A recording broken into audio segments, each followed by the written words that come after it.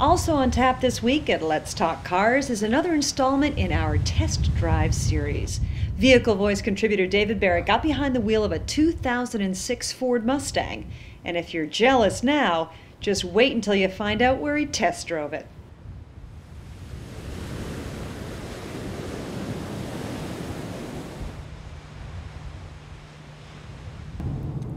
So here we are on the island of Oahu, Hawaii.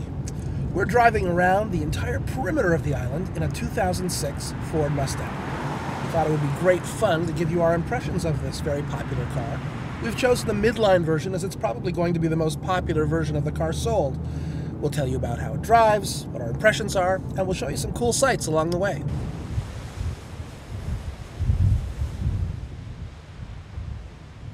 When you're driving along the road, obviously it's nice to have some music, and the Mustang doesn't disappoint there. Even the stock radio, which we see here in this car, is easy to see the display, the buttons for selecting the stations or the CD that you're listening to. There's a DVD player along right here, which allows you to insert up to 6 DVDs and move up and down the tracks here. And the sound quality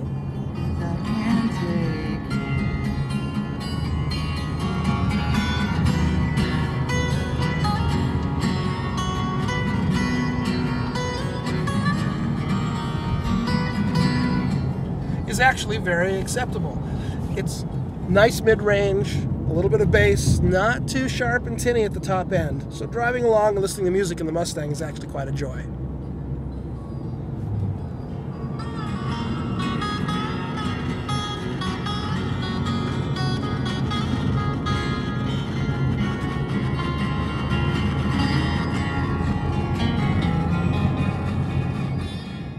The controls for the fan speed, the temperature gauge, and the direction of the airflow are easy to see and reach. Unlike some of the very sophisticated high-end cars, you know exactly what you're getting.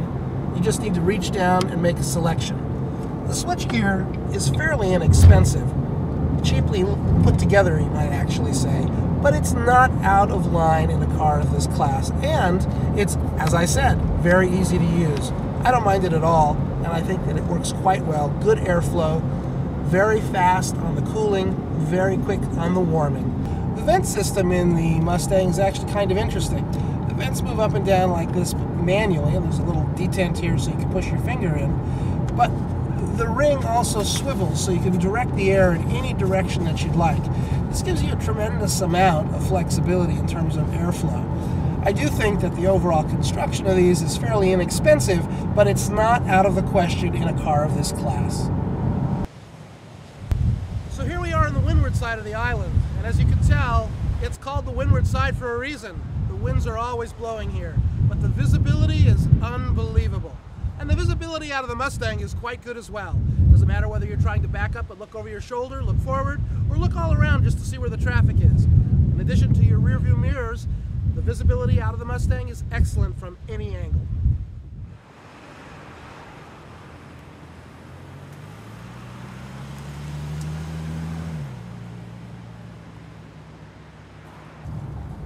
The only working macadamia nut farm on the islands.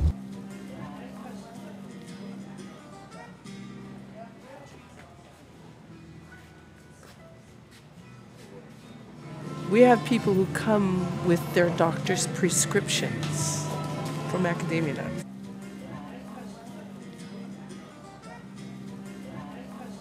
Yeah, and they are usually people who suffered from stroke or heart attack. And the prescription says a handful of almonds or macadamia nuts. And of course they're here, so it's macadamia nuts. Very, very cool. All right, back to the road. And let's see what adventures are in front of us.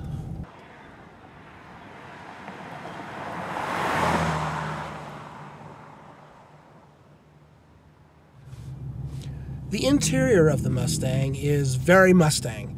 If you're familiar with the cars from the 60s and 70s, well, sitting in this car is going to make you feel immediately familiar. The way that the bezels are done, the way that the gauges look at you. In fact, just the overall look and feel of it really says pony car all the way around. I wish the plastic materials didn't look so plastic, but overall it's neat and tidy, easy to see and easy to clean. The Mustang is considered to be a 2+2. So although it has a rear seat, well, unless you've got a baby sitting in there and a little baby seat, you're not going to have much room for anybody else. I'm 5'10", not that tall. I'm sitting in a comfortable driving position, and there is less than 6 inches of space between the back of this seat and the front bench of the seat behind me. Notwithstanding that, if necessary, you can move things around a little bit and get a little closer to the wheel, and you can put 4 people in a Mustang. The steering wheel in the Mustang is nothing really special. It's plastic. You can get a leather-wrapped wheel in the GT or as an option. Even in this car, though, it's easy to hold. When you're driving in a straight line, the steering is slightly numb, not as much feedback from the road as I might like, but the control in terms of steering left and right and steering motions is very easy, and the Mustang is easy to control. The switch gear right in the center of the wheel here allows you to control the cruise control. I'm not particularly fond of the cruise control in the Mustang. It works adequately, but it does tend to kick down and kind of force the transmission if you need to accelerate or you need to slow down. So it's not as smooth as I've come to expect from a car of any class. Overall, the Mustang is an enjoyable car to drive. It's fairly quiet unless you really stomp on the throttle, in which case you get a kind of pleasant growl out of the motor. I don't really care for the seats. I'm often confused about why American car manufacturers put power seats that have very poor lateral and lumbar support in favor of perhaps a manual seat that has better support. If you look at some of the competitive products from other manufacturers in this class, you'll see that the seats are actually quite supportive typically, but they're in manual mode. When you move up market, then you get the automatic power. For the most part, though, there's plenty of room inside the Mustang. You can easily see in any direction. The ride is compliant. It's not too stiff and it's not too soft. And for me, that's kind of nice when traveling about. I don't want to have to think about what I'm doing, and I'm obviously not going to be in a performance mindset when I'm driving around the islands. In fact, one of the things to note about Hawaii is this state has perhaps the lowest speed limits anywhere in the country. The average highway speed limit is 50, and when you're driving along a country road or a road along the perimeter of the island, very often the speed limit is either 25 or 35 miles an hour. So high-powered performance cars aren't really necessary on the island, although they certainly do look good. So we're going to make a quick stop at the Polynesian Cultural Center so that we can become a little bit more aware of the cultural lifestyle here in Hawaii.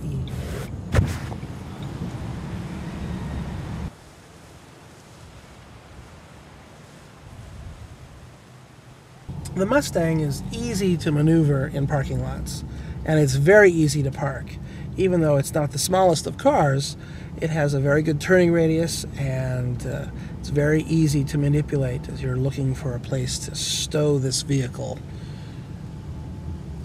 I found a spot.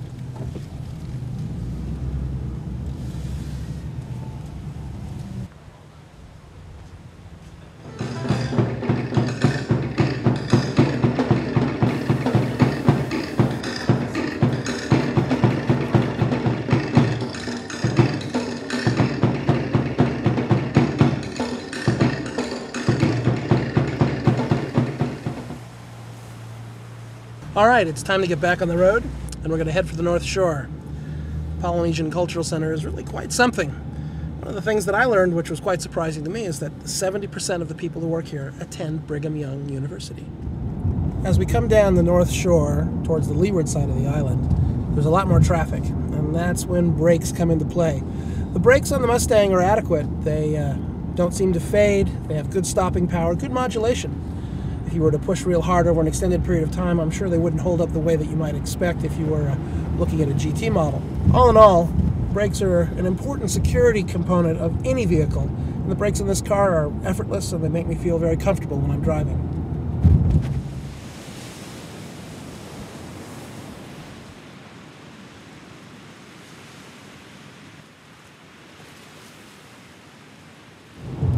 When you're in Hawaii, one of the things that you always run into is a bit of rain, and we've had quite a lot of rain actually while we've been here. And on this Mustang, the windshield wipers are a joy.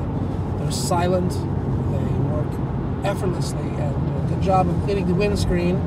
There is a adjustable intermittent level as well on the hand stock here, which you can adjust up and down. And it's proven to be quite useful on this trip. So anywhere where there's some rain in the forecast, the Mustang will keep you looking ahead with good vision. As we head back towards Honolulu on the H2 highway, the Mustang has proved itself very nicely as a get-around-the-island kind of car. The all-season tires do tend to move a little bit laterally on the grooves of the freeway, and they're a little bit noisier than I might like. But overall, the ride and the activities of the day have been very pleasant, and the Mustang is exactly that. It's a pleasant car. It's not a performance car like the GT, and it certainly may not be competitive with other cars in its class, but it does have the unique nature and the unique look that make it so identifiable to people who are fans of the Mustang. I like driving the car around, but I don't know if I'd like to drive it every day. And that about wraps things up for this episode of Let's Talk Cars. I'm Cameron Barrett. Thanks for tuning in. You've been listening to Let's Talk Cars. Let's Talk Cars is a production of VehicleVoice, making a difference in automotive research. You can join VehicleVoice for free. Just visit the website at www.vehiclevoice.com to learn more. Let's Talk Cars is produced by David Barrett. Executive producer George Peterson. Your host is Cameron Barrett.